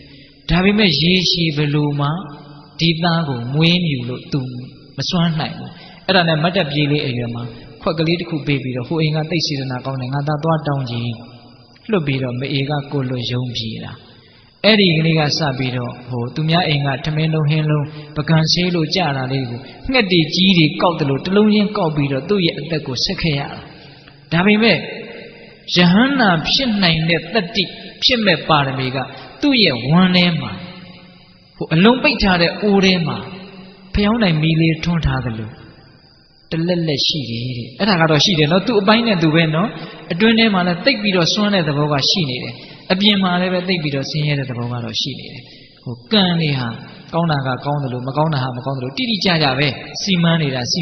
ဟုတ်လားအဲ့ဒါသူမဝရေစာနဲ့တကယ့်ကိုမြေဖို့ဘလူးလေးလို့အသက်ရှင်ရတယ်နောက်တော့ရှင်သာရိပုတ္တရာကိုရမြတ်ကြီးနဲ့တွေ့တော့အင်မတန်သနာတယ်ရှစ်သားမင်းကိုရင်ဝတ်မလားတပည့်တော်ဝတ်ချင်တယ်ဒီလူကဝတ်ပင်မှာတော့လိုက်ခဲ့ဆိုပြီးတော့ကိုယ်တိုင်ရေချိုးပေးတယ်ကိုယ်တိုင်သင်္ကန်းဝတ်ပေးတယ်အသက်20ပြည့်တော့ယဟန်ခံပေးတယ်တရက်မှဆုံးဝအောင်မစားရဘူးဦးဇင်းတို့အထက်ကရာထဲမှာဖွင့်ထားတယ်ဘီလူဘဝ900တဲ့တဘဝမှာတနက်ပဲသူဝအောင်စားခဲ့ရတယ်အဲ့ဒါဘာလို့ဆိုတော့မိမတယောက်ရဲ့အချင်းကိုသူဝအောင်စားတယ်နော်ခွေးဘဝ900ဆက်ဖြစ်တယ်တဘဝထဲမှာတနက်သေးပဲဝအောင်စားခဲ့ရတယ်အံဘတ်တွေကိုစားခဲ့ရတာတဲ့အိတ်တံမစ္စရိယရဲ့အပြစ်တွေကိုပိဋကပေါင်းသူတော်ကောင်းတို့တတိထားနိုင်ဖို့နော်ကိုယ်မှာရှိနေတဲ့တရားဟာဒီလိုတရားမျိုးပါလားဆိုတာတတိထားဖို့ဟုတ်ရဲ့လားအေးအဲ့ဒါနဲ့ तू ယဟန္တာဖြစ်တယ်ပိဋကယဟန္တာဖြစ်တယ်နော်ယဟန္တာဖြစ်တဲ့ဒီအတွင်းမှာကိလေသာဘာမှမရှိတော့ဘူးမကောင်းမှုဘာမှမရှိတော့ဘူးဒါပေမဲ့လို့နောင်လုံးကဖြစ်ခဲ့တဲ့အိတ်တံမစ္စရိယကဆက်ပြီးတော့အကျိုးပေးနေသေးပဲ तू ဆုံးခံသွားတယ်ဘယ်တော့မှဆုံးဝအောင်စားရယဟန္တာဖြစ်လည်းမဝဘူးပဲသူ့ကိုဆွန်းလောင်းမဲ့လူတွေကတပိတ်ထဲမှာပြည်နေတယ်လို့ပဲထင်တာတဲ့အံ့ဩစရာမကောင်းဘူးလားအံ့ဩစရာကောင်းတယ်နော်နောက်တော့ပြိဋိနိဗ္ဗာန်ဆံမဲ့နေ့ရှင်သာရိပုတ္တရာကိုရမြတ်ကြီးကအင်မတန်တနာတယ်ငါတပည့်ဒီနေ့ပြိဋိနိဗ္ဗာန်ဆံတော့မယ်ဆွန်းတက်နဲ့မှဝအောင်မစားဘူးဆိုငါရဲ့နောက်ကလိုက်ခဲ့ဆိုတော့ခေါ်သွားတာရှင်သာရိပုတ္တရာကိုရမြတ်ကြီးတောင်ဆွန်းမရဘူးရှင်သာရိပုတ္တရာရဲ့တကိုးထဲအိတ်တံမစ္စရိယရဲ့တကိုးကပူကြီးနေတယ်လို့ထောက်ပြောရမလို့ဖြစ်နေတယ်ဟင်ဒီကမာကြီးများဟင်ဦးဇင်းကတရားကိုစင်စင်စားစားလေးနာသိချင်တာနော်ဒီကမာကြီးများအေးအဲ့ဒီတော့ရှင်သာရိပုတ္တရာကကဲငါရှင်လိုက်လာရင်တော့ငါပါဆွမ်းလိုက်ရမယ်ကဲအဲ့တော့ဟိုဇရက်ပေါ်ကနေထိုင်ဆောင်ငါမင်းအတွက်ဆွမ်းခံခဲ့မယ်အဲ့ဒါတကားအိမ်ရောက်တော့အဲ့ဒီကျမှဆွမ်းရတယ်ဆွမ်းဖုံးပေးကဲငါရဲ့တပည့်ဇရက်ပေါ်မှာရှိတယ်သွားပြီးတော့ဆွမ်းပို့ချကြအောင်ခိုင်းလိုက်တာဆွမ်းပို့သွားတဲ့လူတွေကမေ့ပြီးတော့သူတို့ပဲစားပြစ်လိုက်တယ်ဗျာအမစားရဘူးအဲ့ဒါရှင်သာရိပုတ္တရာကိုရမြတ်ကြီးကငါရှင်ဆွမ်းဖုံးပေးပြီလားဒီနေ့တော့မပေးရသေးဘူးဗျာ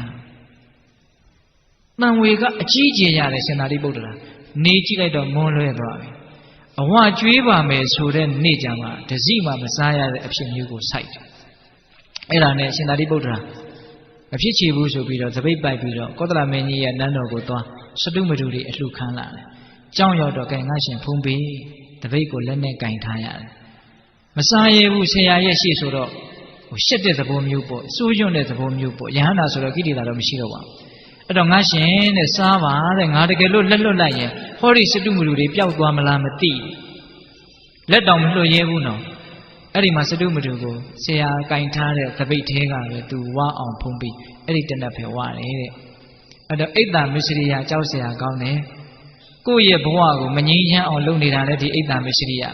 တခါတလေစိတ်ဆင်းရဲလာပြီဆိုရင်အမြင့်ကလေးတွေ့အောင်ဒီလိုက်ကြည့်စမ်းပါဘယ်အရင်မြစ်ကနေဒီစိတ်ဆင်းရဲခြင်းဆိုတဲ့ပင်စီတွေအညွန့်ညောင်းတွေတက်လာကြလေများသောအားဖြင့်မနာလိုခြင်းကစတတ်တယ်ဝန်တူခြင်းကစတတ်တယ်ဟုတ်ရဲ့လားဒါကြောင့်ကိုယ့်ရဲ့ဘဝတကိုယ်ရေးတဘဝမငြိမ်းချမ်းတာလည်းဒီအိတ်တံမစ္စရိယကိုယ်အိမ်ကြီးမငြိမ်းချမ်းတာလည်းဒီအိတ်တံမစ္စရိယဖြစ်တယ်ကိုရက်ကွက်ကိုမျိုးကိုရွာကိုကဘာကိုစက်ကြဝဠာလို့ပြောကြပါစို့စကားအကြီးကြီးပြောမယ်ရှိဟုတ်လားအဲ့တော့တလောကလုံးမငြိမ်းချမ်းနေတာဟာဘာကြောင့်လဲမနာလိုခြင်းဝန်တိုခြင်းတဲ့ဟုတ်လားအေးအဲ့ဒီတန်ရောစဉ်တရားတွေကြောင့်လောကကြီးဟာဆင်းရဲနေတာပူလောင်နေတာရှုပွက်နေတာအဲ့တော့ဒီအထိပိဋကပေါင်းသူတော်ကောင်းတို့သဘောပေါက်ပြီသုတ္တန်ကမဆုံးသေးဘူးနော်ရှေ့ဆက်ဓာတ်တဲ့ပို့ပြီးတော့စိတ်ဝင်စားတဲ့အကောင်းတယ်အဲ့ဒီမှာကြာမင်းကဉာဏ်ကြီးတဲ့ပုဂ္ဂိုလ်ဆိုတော့အရှင်ဘုရားတဲ့ ဒီလောကမှာရှိတဲ့တတ္တဝါတွေဟာမနာလိုခြင်းဝန်တိုခြင်းကြောင့်ဆင်းရဲနေကြတယ်ရံဘေးတွေသင့်နေကြတယ်ဆိုတာတပည့်တော်အပြည့်လက်ခံပါတယ်ထောက်ခံပါတယ်နားလည်ပါပြီတဲ့အဲ့ဒီလိုဆိုရင်တပည့်တော်ဆက်ပြီးတော့မေးပါရစေအဲ့ဒီလောက်ဆိုးတဲ့မနာလိုခြင်းဝန်တိုခြင်းဆိုတဲ့ဒီတရားစိုးကြီးနှစ်ပါးကဘာကြောင့်ဖြစ်တာလဲတဲ့သူကဉာဏ်ကြီးတဲ့ပုဂ္ဂိုလ်ဆိုတော့ပို့ပြီးတော့အရင်အမြစ်ကြကြလိုက်ပြီနော်အဲ့ဒါပိဋကပေါင်းသူတော်ကောင်းတို့တရားမင်းကြီးကိုကျေးဇူးတင်တဲ့နဲ့အဲ့ဒီအိတ်တံမစ္စရိယဘာကြောင့်ဖြစ်တယ်လဲဆိုတဲ့အဖြေကိုသိရတော့အိတ်တံမစ္စရိယဘာကြောင့်ဖြစ်တယ်လဲဆိုတာကိုသိရင်မဖြစ်ချင်ရင်ရှောင်မယ်ဆိုရင်ရှောင်လို့ရသွားပြီဘာလို့လဲဆိုအကြောင်းကိုနားလည်ရင်အကျိုးကိုမကြိုက်ဘူးဆိုရင်အဲ့ဒီအကြောင်းကိုမဖြစ်အောင်လုပ်ရမှာပေါ့အကြောင်းကိုသိခွင့်ရတော့မယ်အဲ့ဒီမှာမြတ်စွာဘုရားကအိတ်တံမစ္စရိယဆိုတဲ့မနာလိုခြင်းဝန်တိုခြင်းဟာဘာကြောင့်ဖြစ်တယ်လဲဆိုလို့ရှိရင်တဲ့ပိယာပိယနိဒာနံချစ်ချင်းမုန်းခြင်းကြောင့်ဖြစ်တာတဲ့ပိဋကအိတ်တံမစ္စရိယဘာကြောင့်ဖြစ်တယ်ချစ်ချင်းမုန်းခြင်းကြောင့်ဖြစ်တာတဲ့ပိဋကပေါင်းသူတော်ကောင်းတို့ဦးဇင်းတို့တွေမှာကိုချစ်အပ်တဲ့တတ္တဝါသင်္ခါရသက်ရှိသမဲ့တွေရှိတယ်ကိုမုန်းတဲ့သက်ရှိသမဲ့တွေရှိတယ်အဲ့ဒီချစ်အပ်သောအာယုမုန်းအပ်သောအာယုပိုင်းဆိုင်ရာမှာလည်းရှိတယ်ဒီအတွင်းတန်မှာလည်းချစ်တတ်တဲ့သဘောတရားရှိတယ်မုန်းတတ်တဲ့သဘောတရားရှိတယ်အဲ့ဒီချစ်ချင်းမုန်းခြင်းဆိုတဲ့တရားတွေဟာမနာလိုခြင်းဝန်တိုခြင်းကိုဖြစ်စေတယ်ဦးဇင်းအကျဉ်းမြင်လေးပဲပြောမယ်ဗျအကျဉ်းမြင်အဖြစ်မုန်းရင်မနာလိုဘူးချစ်ရင်ဝန်တိုတယ်နော်မုန်းရင်မနာလိုတဲ့သဘောဖြစ်တယ်ချစ်ရင်ဝန်တိုတဲ့သဘောဖြစ်တယ်ဒါအကျဉ်းမြင်ပြောတာနော်ချစ်ချင်းကလည်းမနာလိုခြင်းဝန်တိုခြင်းနှစ်ပါးလုံးကိုဖြစ်စေနိုင်တယ်မုန်းခြင်းကလည်းမနာလိုခြင်းဝန်တိုခြင်းနှစ်ပါးလုံးကိုဖြစ်စေနိုင်တယ်ပိဋကတို့ဉာဏ်ရှိတယ်ကိုချစ်တဲ့ပုဂ္ဂိုလ်နဲ့ပတ်သက်ပြီးတော့မနာလိုခြင်းဝန်တိုခြင်းဘလို့ဖြစ်တယ်လဲကိုစဉ်းစားကိုမုန်းတဲ့ပုဂ္ဂိုလ်နဲ့ပတ်သက်ပြီးတော့မနာလိုခြင်းဝန်တိုခြင်းဖြစ်နိုင်တယ်ဘလို့ဖြစ်တယ်လဲကိုစဉ်းစားနော်အကျဉ်းမြင်အဖြစ်တော့မုန်းရင်မနာလိုဘူးဟုတ်တယ်ကိုမုန်းတဲ့ပုဂ္ဂိုလ်ကိုယ့်ထက်သာသွားပြီကိုယ့်ထက်မသာအောင်တောင်မှအရှင်ပြေသွားပြီလို့သိရရင်မနာလိုတဲ့သဘောဖြစ်တယ်ဗျကိုချစ်တဲ့လူနဲ့ပတ်သက်ပြီးတော့လည်းဖြစ်တတ်တယ်ဗျမနာလိုတဲ့သဘောတွေနည်းနည်းလေးတကယ်အဖြစ်ပြက်လေးတစ်ခုပြောပြမယ်မနာလိုခြင်းရဲ့ဆန့်ကျင်ဘက်ကမုဒိတာမနာလိုခြင်းကအင်မတန်ဆိုးတယ်မုဒိတာကဝမ်းမြောက်နိုင်တာကောင်းသွားတာကိုဝမ်းမြောက်နိုင်တာလူတွေဟာတနာဖို့လွယ်တယ်ဝမ်းမြောက်ဖို့ခက်တယ်တခါတော့ကအိမ်နဲ့အိမ်ရှိတယ်တအိမ်ကအင်မတန်ချမ်းသာတယ်တအိမ်ကတိတ်မပြေလေဘူးအဲ့ဒါချမ်းသာတဲ့အိမ်ကဘေးကအိမ်ကိုမပြေလဲတဲ့အိမ်ကိုအင်မတန်တနာတော့အများကြီးကူညီတယ်အစစရရကူညီတယ်ထောက်ပံ့တယ်ပတ်စံကိုဒီတိုင်းကိုပေးတာဟိုအိမ်ကလည်းတိတ်ကျေးဇူးတင်တယ်တို့ကျေးဇူးရှင်ဒီအိမ်ကတိတ်ကျေးဇူးတင်တယ်ဘာဖြစ်ဖြစ်လုပ်ပေးတယ်နောက်တော့ကံအားလျော်ဆိုအဲ့ဒီဆင်းရဲတယ်ဆိုတဲ့အိမ်ကထီကိုအကြီးကျယ်ပေါက်တာဘဝပြောင်းသွားအောင်ပေါက်ပြစ်တာအဲ့ဒီလိုလဲထီပေါက်လိုက်ရောငကိုကအင်မတန်ကူညီပါတယ်ဆိုတဲ့အဲ့ဒီပြည်လေတဲ့အိမ်ကလူတွေကမခေါ်တော့ဘူးတဲ့အစတုန်းကတော့တအားကူညီတယ်နော်ကိုယ့်တနှိမ့်နေလို့သိနေတော့ကူညီရတာကလွယ်တယ်အဲ့တော့တခါလေးဦးစင်းကစဉ်းစားကြည့်တယ်ကူညီရတာပေးရတာတနာရတာကလွယ်တယ်သာသွားပြီဆိုတော့ဝမ်းမြောက်ဖို့ကြတော့ခက်လိုက်တာအဲ့တော့ဘာလဲဒီဟာကဦးစင်းကစဉ်းစားကြည့်တယ်ကိုယ်လည်းအဲ့ဒီလိုစိတ်မျိုးရှိတာပဲတနာရတယ်ဆိုတာကဘာလို့လွယ်တာလဲဆိုကိုကဆရာကြီးနေရာကနေရလို့ ਨੇ တူတယ်လို့ဦးစင်ကစဉ်းစားကြည့်တာမပိတတ်တို့သဘောတူခြင်းမတူနော်တနာရတာဆိုတော့ကိုကအထက်ကကိုဗျလွယ်တာဗောဗျဝမ်းသာရတယ်ဆိုတော့နည်းနည်းအောက်ပါစိတ်ကဒါပုထုဇဉ်တွေရဲ့သူတော်ကောင်းစိတ်နည်းသေးတယ်ဆိုတဲ့လက္ခဏာပေါ့နော်ကိုမှရှိတယ်ဆိုတာကိုရှိတယ်ဆိုတာကတော့ရိုးသားသားဝန်ခံရမယ်ဗျတခါကြီးမိုင်မြဟုတ်လားအဲ့တော့တနာဖို့လွယ်တယ်အရှင်ပြေတာကိုဝမ်းမြောက်နိုင်ဖို့သိခက်တယ်ဒါကြောင့်ချစ်တဲ့ပုဂ္ဂိုလ်တွေနဲ့ပတ်သက်လာရင်နည်းနည်းဝမ်းမြောက်ရတာကတော်သေးတယ်ကိုသားသမီးလေးကိုချစ်တဲ့လူကြီးပွားတယ်ဩကြီးပွားပါစေဝမ်းမြောက်ဖို့လွယ်တယ်နော်ဒါပေမဲ့ကိုမုန်းတဲ့လူတွေကြီးပွားတာကြတော့မကြားနိုင်တော့ဘူးမနာလိုတဲ့စိတ်တွေဖြစ်တယ်နော်ဒါကြောင့်ချစ်ချင်းကြောင့်အကြံဉာဏ်အဖြစ်မနာလိုတဲ့သဘောဖြစ်တယ်ဟုတ်ပါမုန်းခြင်းကြောင့်မနာလိုတဲ့သဘောဖြစ်တယ်ဟုတ်လားချစ်ချင်းကြောင့်တော့ဝင်တိုးတဲ့သဘောဖြစ်တယ်ဟုတ်တယ်ကိုချစ်တဲ့အရာကိုတတ်မဲ့ပစ္စည်းဆိုလည်းဘယ်သူမှမပေးနိုင်ဘူးရကျင်တဲ့မျက်လုံးနဲ့ကြည့်မယ်ဆိုရင်တော့မှစိုးရိမ်နေပြီစိတ်ထဲကထိတ်လန့်နေပြီဟုတ်လားအေးချစ်တဲ့သက်ရှိသက်မဲ့တွေနဲ့ပတ်သက်ပြီးတော့သူများနဲ့ထိစပ်မှာပတ်သက်မှာပေးလိုက်ရမှာ ဝင်တိုးတဲ့သဘောအများကြီးမရှိဘူးလားရှိတယ်အဲ့ဒီဝင်တိုးတဲ့သဘောကလည်းဆိုးတာပဲဗျကာကွယ်ရတယ်စောင့်ရှောက်ရတယ်ငါချစ်တာတွေနဲ့လာပတ်သက်တော့မဲ့လူငါရန်သူဟုတ်လားငါပိုင်တဲ့တွေကိုလာဝန်ဆွတ်ဖက်တော့မယ်ဆိုရင်ငါရန်သူ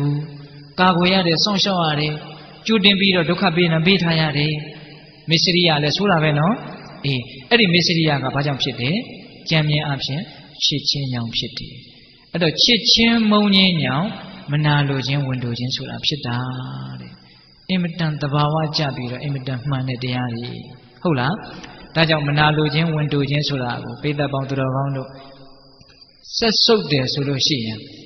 ချစ်ချင်းမုန်းခြင်းကိုလည်းဆက်ဆုပ်မှဖြစ်လိမ့်မယ်ဟုတ်လားချစ်ချင်းမုန်းခြင်းကိုကြတော့မပြစ်နိုင်ဘူးချစ်တာလည်းအလွန်ပဲမုန်းတာလည်းအလွန်ပဲဆိုရင်တော့လာလိမ့်မယ်နောက်ဆက်တွဲအိတ်တာတွေရောမစ္စရိယတွေရောရှုပ်ထွေးခတ်နေမှာအိတ်တာတွေမစ္စရိယတွေလာပြီဆိုရင်တော့အဲ့ဒါဘေးတွေကိုဒဏ်တွေကိုစိတ်ဆင်းရဲတာတွေကိုအကုန်လုံးပွေလိမ့်နေတော့မှာပဲ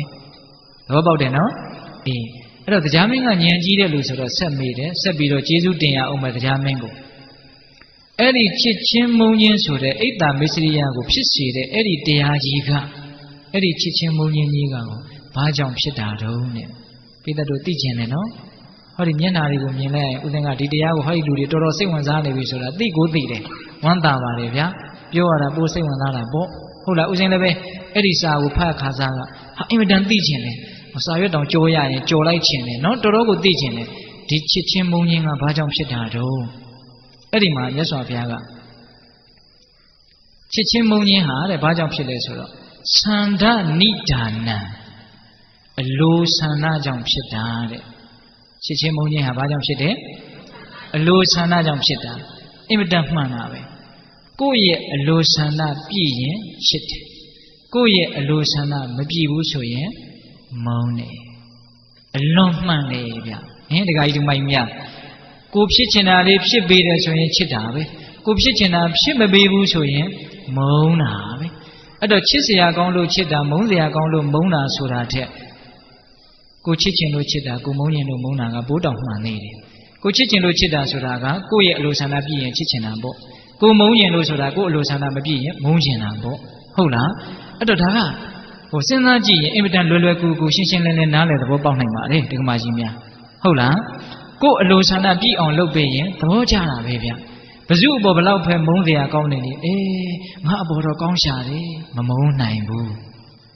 နော်လူတယောက်သူများပေါ်ဘလောက်ဖဲဆိုကိုယ့်ပေါ်မှာမဆိုးဘူးဆိုရင်ကိုမမုန်းနိုင်ဘူးဟုတ်ရဲ့လားသူများပေါ်မှာဘလောက်ကောင်းကောင်းကိုယ့်အပေါ်မှာမကောင်းဘူးဆိုရင်တော့ဒါနဲ့ငါရည်စက်မပါပါဘူးပြောဘူးလားပြောတာပေါ့ဗျအဲ့တော့ကောင်းတယ်မကောင်းဘူးဆိုတာဘယ်ပေတံနဲ့တိုင်းတာတာလဲလို့မေးရင်လူတယောက်ကိုဒီလူဟာလူကောင်းလူဆိုးလို့ဘယ်ပေတံနဲ့တိုင်းတာတာလဲဆိုရင်များသောဖြင့်ပုထုဇဉ်တွေဟာကိုယ်အလိုဆန္ဒပြည့်ခြင်းမပြည့်ခြင်းဆိုတဲ့ပေတံနဲ့တိုင်းတာကိုယ်ကြိုက်တာလေးလုပ်ပြီးပြီဆိုသဘောကိုချဟုတ်လားအပြစ်မမြင်နိုင်ဘူး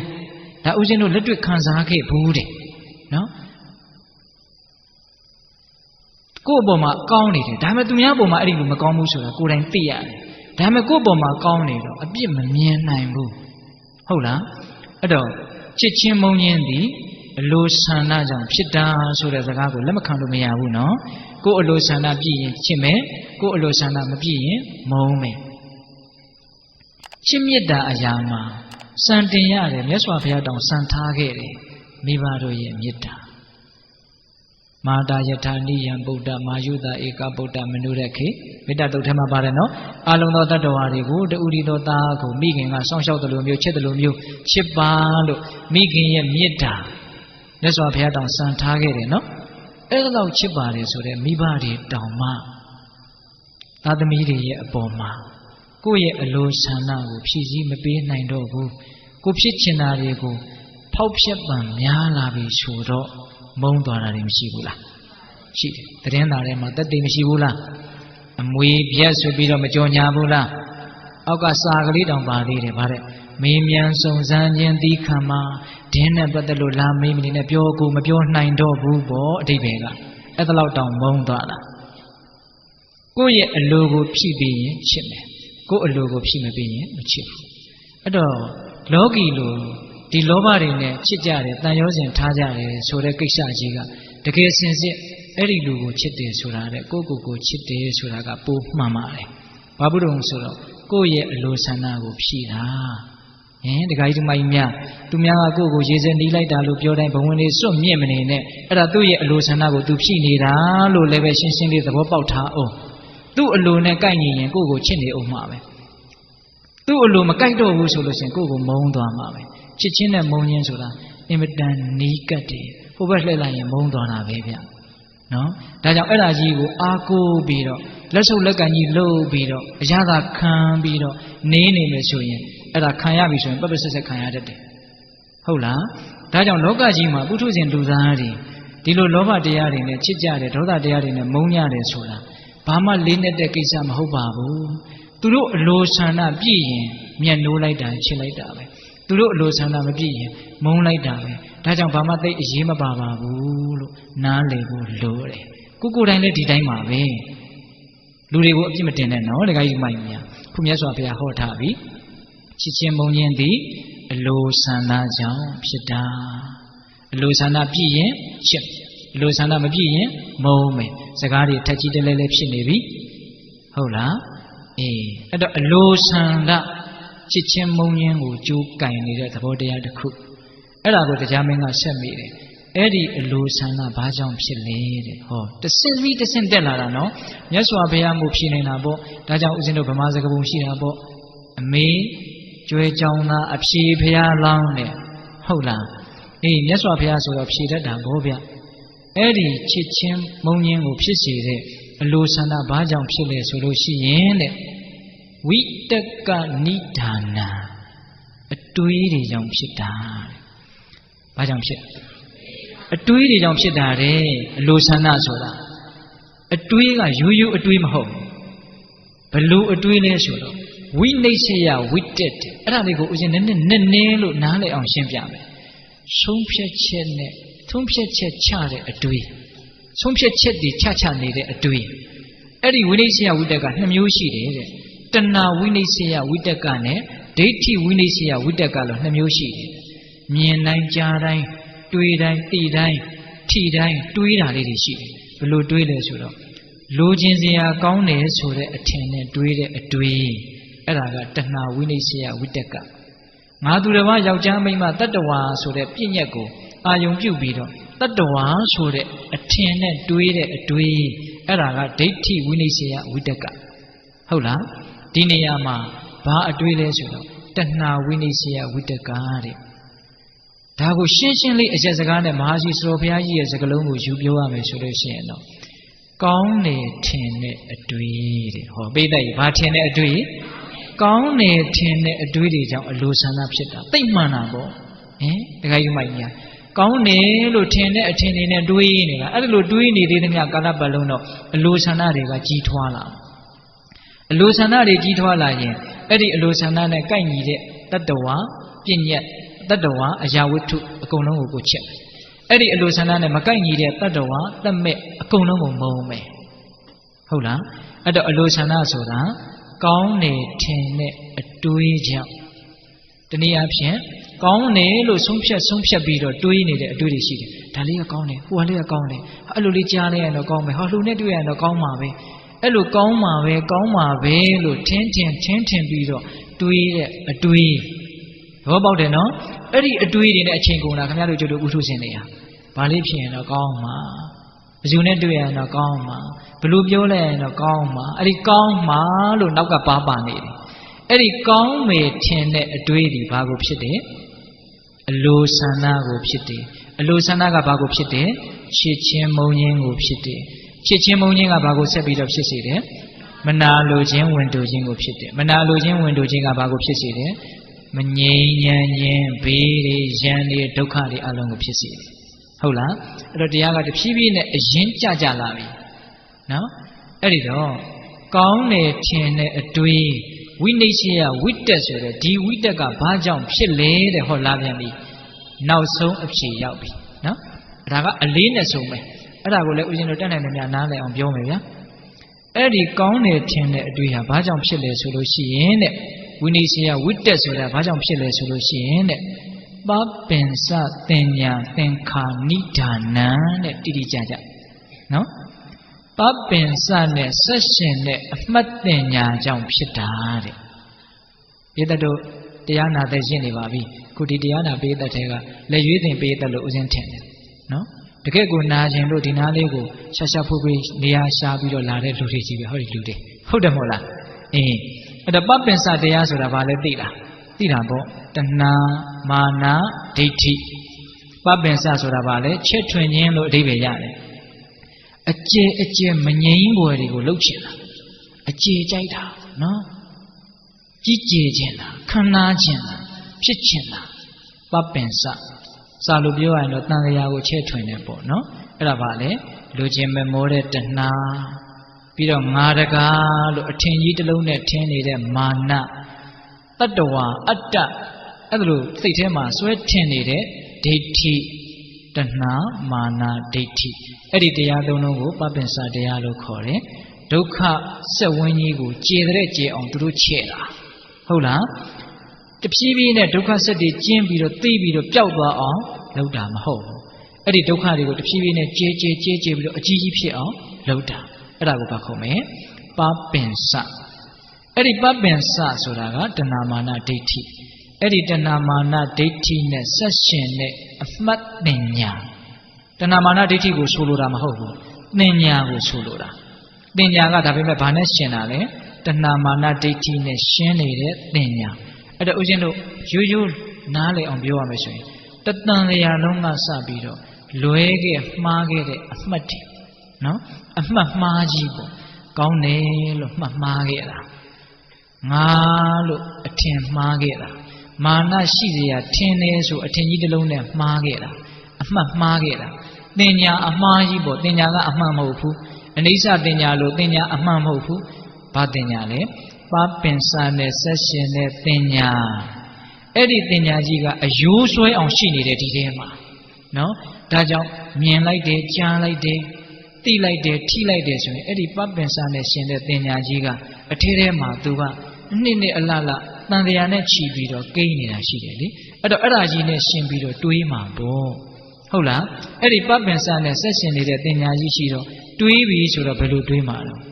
ကောင်းတယ်လို့ထင်တဲ့အထင်နဲ့တွေးမှာ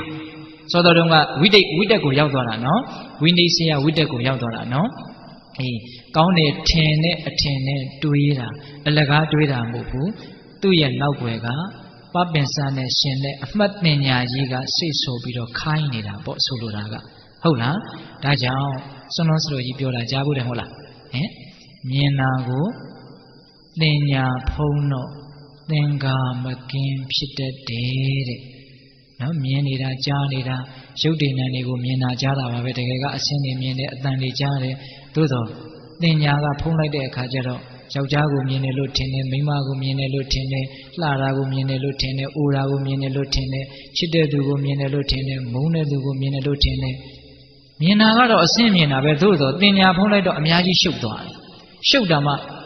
အမျိုးအစားဘလောက်လို့မရည်တွက်နိုင်အောင်ကိုရှုပ်သွားတာဒါကအနီလေးဒါကအဖြူလေးဒါကအဝါလေးဒါကငါကြိုက်တာဒါကငါမကြိုက်တာဒါကတော့ဥပိ္ပခာသဘောမျိုးနဲ့အဲ့လိုလေးတွေရှုတာလည်းအများကြီးပဲအဲ့ဒါဘယ်သူကခြေလဲနေတာလဲသင်ညာကခြေလဲနေတာပိဋိဘာကခြေလဲနေတာသင်ညာကခြေလဲနေတာဒါကြောင့်မြတ်စွာဘုရားကမရိစိကုပမာသင်ညာဆိုတာတန်လျက်နဲ့တူတယ်တဲ့အမှန်အကန်မဟုတ်ဘူးနော်ခင်ဗျားတို့ကျတော့ပုထုဇဉ်တွေရဲ့သင်ညာကအမြဲတမ်းလှည့်စားနေတာဝေဒနာကချက်သင်ညာကလှည့်ဆိုတာအဲ့ဒါပဲသင်ညာကလှည့်စားနေတာမမြဲတာကိုမြဲတယ်လို့ထင်အောင်လှည့်စားတယ်ဆင်းရဲတာကိုချမ်းသာတယ်လို့ထင်အောင်လှည့်စားတယ်အနှစ်မရှိတာကိုအနှစ်ရှိတယ်လို့ထင်အောင်လှည့်စားတယ်အဲ့ဒီတော့တဏှာတွေကဝင်လာပြီးတော့အတွေးတွေမှားချွတ်ချောအဲ့ဒီမှာဇလန်းတွေအကုန်လုံးရှုပ်ကုန်တာဘယ်သူအခြေခံကြရှိနေတယ်လို့မြတ်စွာဘုရားဒီသုတ္တမှာဟောထားလေသင်ညာနော်မှားယွင်းတဲ့အမှတ်ပညာဘာနဲ့ဆက်ရှင်နေတယ်တဏှာမာနဒိဋ္ဌိနဲ့ဆက်ရှင်နေတဲ့ပညာအဲ့ဒါလို့အမှားယွင်းနေနဲ့ဆက်ရှင်နေတဲ့ပညာကြောင့်ဝိတက်ဆိုတဲ့အတွေးမှားတွေဖြစ်တယ်တဏှာဝိနည်းရှိရဝိတက်အတွေးမှားတွေကြောင့်အလိုဆန္ဒတွေဖြစ်တယ်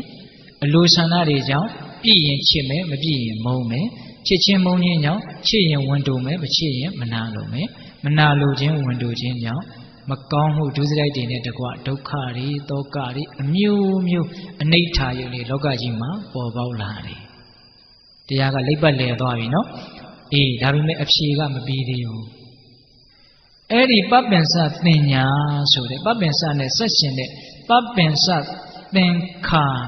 နိဒာနံနော်အဲ့ဒီတင်ညာချုပ်အောင်ဘယ်လိုလုပ်ရမလဲဒါကအဓိကတော့ကြတဲ့မေခွန်းပဲနော်ချမ်းသာအောင်ဘယ်လိုလုပ်ရမလဲအဲ့ဒါကြတော့ဦးဇင်းကအချိန်နဲ့သိမ့်မရှိတော့အကျမ်းမြင့်မဲ့ပြောမယ်ဝေဒနာကမ္မထံကိုမြတ်စွာဘုရားဟောတယ်ဟောတာကသူကဒီပြင်တုတ်တန်နေမှာလို့မြတ်စွာဘုရားအဲ့ဒီတုတ်တန်မှာဟောတာကမတူဘူးဝေဒနာတရားတွေကိုတဲ့သောမနတဝေဒနာကိုလည်းပဲမှီဝဲထိုက်တဲ့သောမနတဝေဒနာမမှီဝဲထိုက်တဲ့သောမနတဝေဒနာလို့နှစ်မျိုးရှိတယ်လို့ငါဟောတယ်တဲ့ဟောနော်ဒေါမနတဝေဒနာကိုလည်းမှီဝဲထိုက်တဲ့ဒေါမနတဝေဒနာနဲ့မမှီဝဲထိုက်တဲ့ဒေါမနတဝေဒနာနှစ်ပါးရှိတယ်လို့ငါဟောတယ်တဲ့ဥပိ္ပခာကိုလည်းပဲမှီဝဲထိုက်မမှီဝဲထိုက်နှစ်ပါးရှိတယ်လို့ငါဟောတယ်တဲ့ဆိုလိုတာကမမှီဝဲထိုက်တဲ့ဝေဒနာတွေကိုမမှီဝဲဘဲနဲ့မှီဝဲထိုက်တဲ့ဝေဒနာတွေကိုမှီဝဲမယ်ဆိုရင်ပပင်စနဲ့ရှင်တဲ့သင်ညာချုပ်မယ်လို့ပြောတာမမှီဝဲထိုက်တယ်မှီဝဲထိုက်တယ်ဆိုတာဘယ်လိုလုပ်သိနိုင်မလဲဟုတ်လားအဲ့ဒါကိုမဟာစီဆိုဘုရားကြီးက6ဓွာရမှာထင်တဲ့အာယုံတွေထင်တိုင်းတိပြီးတော့ရှုမှတ်ပေးနေမယ်ဆိုရင်ဘယ်တရားကမှီဝဲတိုက်တယ်ဘယ်ဝေဒနာကမှီဝဲတိုက်တယ်ဘယ်ဝေဒနာကမမှီဝဲတိုက်ဘူးဆိုပြီးတော့နားလည်ပြီးတော့မမှီတဲ့နာတွေကိုရှောင်မှီတဲ့နာတွေကိုဆောင်ပြီးတော့ပပင်စနဲ့ရှင်တဲ့တင်ညာတွေချုပ်လိုက်မယ်တဲ့ဆိုလိုတာကဝေဒနာနုပတနာကမ္မထံကိုဆိုလိုတာတဲ့အဲ့ဒါကိုဆရာတော်ဘုရားကြီးကလင်္ကာလေးစီထားတယ်ကာမဘုံသာနတ်လူများတို့ကောင်းစားပြည့်ဝဘေးရန်ပ၍အေးမြချမ်းသာနေလိုပါလေတိတိကျကျနားထောင်နော်သူကတပိုက်သေးနဲ့အင်မတန်ပြည့်ဝတဲ့အဓိပ္ပာယ်ကကာမဘုံသာနတ်လူများတို့ကောင်းစားပြည့်ဝဘေးရန်ပ၍အေးမြချမ်းသာနေလိုပါလေအိတ်တာမစ္စေသူရှုပ်ပွေ၍ထင်ကြီးမကြဆင်းရဲရသည်မူလစစ်မြေသူကြောင်းစစ်သောမုံချစ်အသာအာယုံများနဲ့လိုလားတလီကြံစီတဒံချဲ့ရမှဆွဲချီတီးလဲ၍ဆင်ငယ်ဆင်ငါဖြစ်ရိုးပါသည်သောတော်ကဥစဉ်ပြောတာလေအကုန်လုံးပါသွားပြီသဘောပေါက်လားကာမဘုံသာနတ်လူများတို့ကောင်းစားပြည့်ဝဘေးရန်ပ၍အေးမြချမ်းသာနေလိုပါလေအိတ်တာမစ္စေသူရှုပ်ပွေ၍ထင်ကြီးမကြဆင်းရဲရသည်ရှင်းစရာမလိုအောင်ရှင်းတယ်နော်ဒီအိတ်တာမစ္စရိယတွေရှုပ်နေလို့လောကကြီးရှုပ်ပွက်နေတာလို့ပြောတာ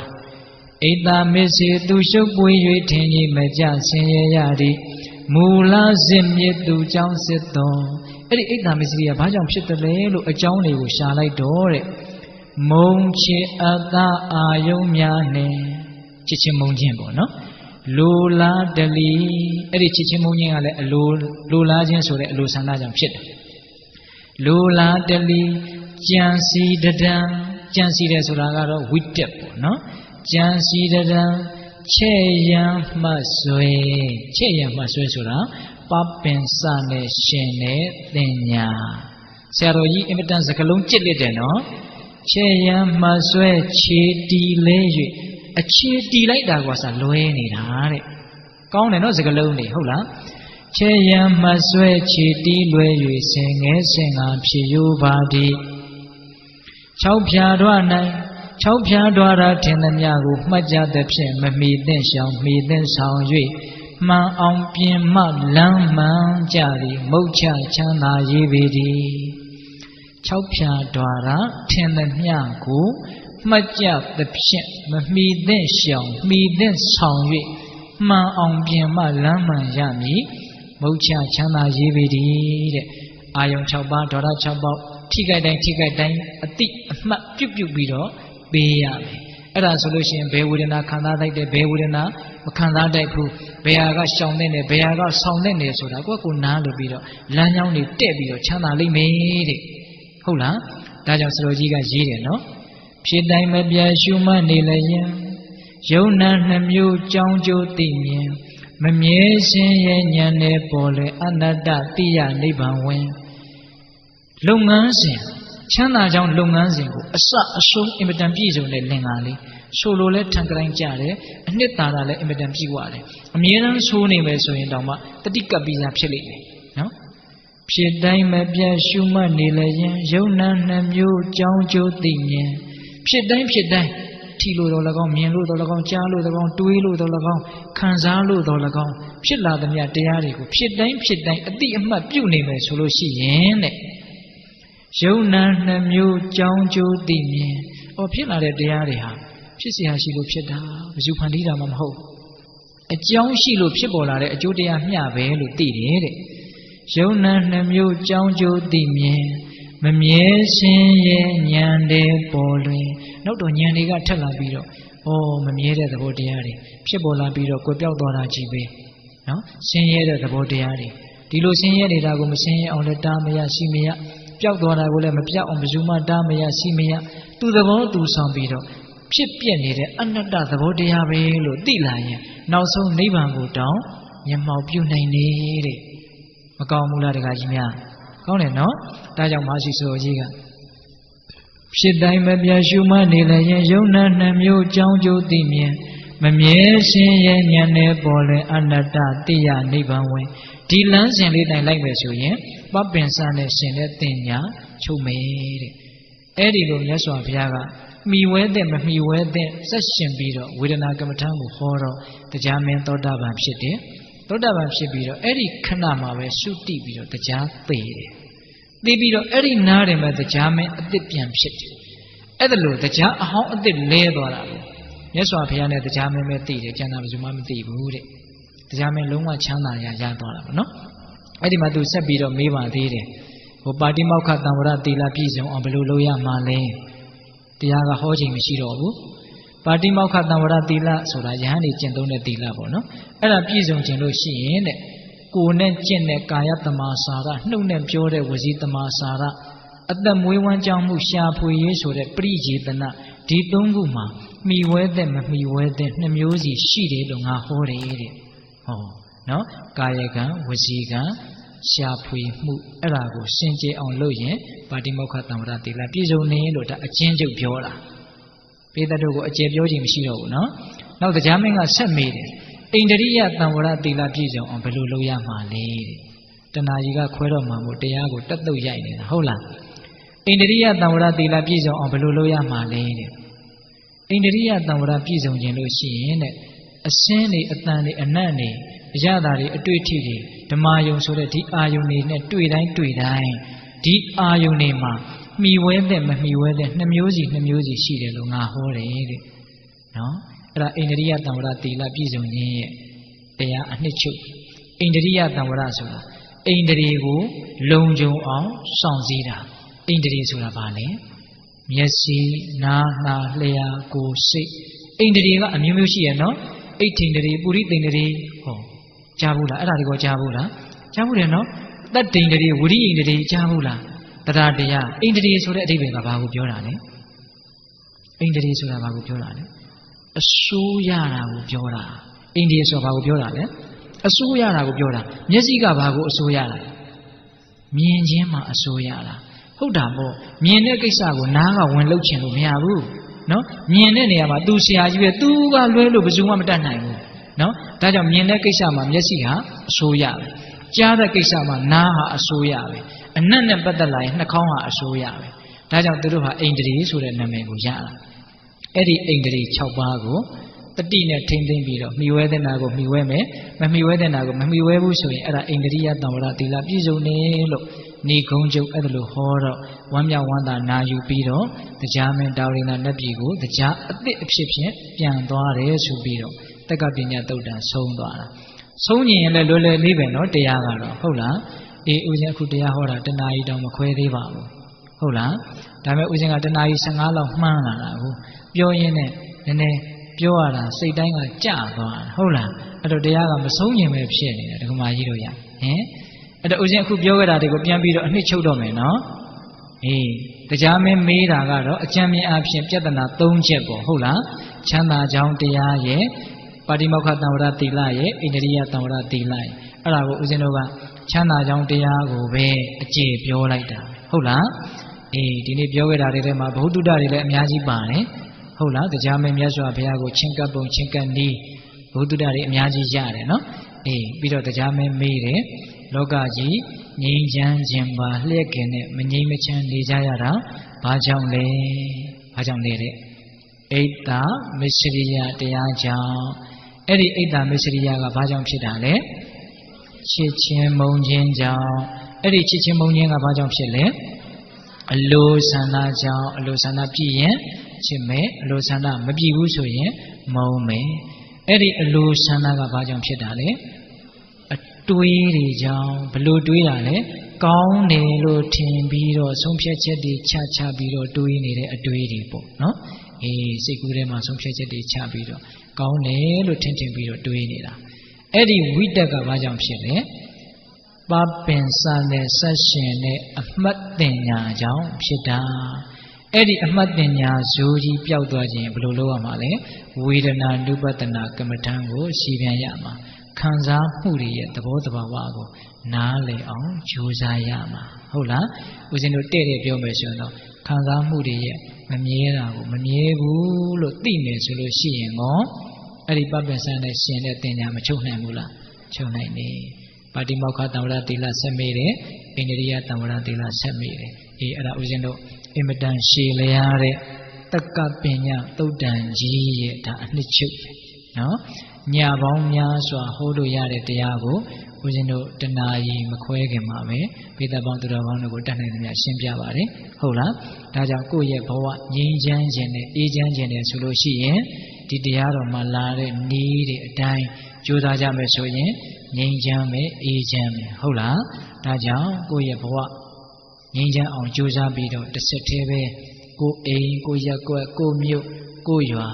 ကိုယ်ကဘာငြိမ်းချမ်းအောင်တတ်နိုင်သမျှကြိုးစားနိုင်ကြပါစေလို့ဦးဇင်းတို့ဆန္ဒပြုရင်းနဲ့မေတ္တာပို့ပြီးတော့အဆုံးသတ်ကြရအောင်ဗျာ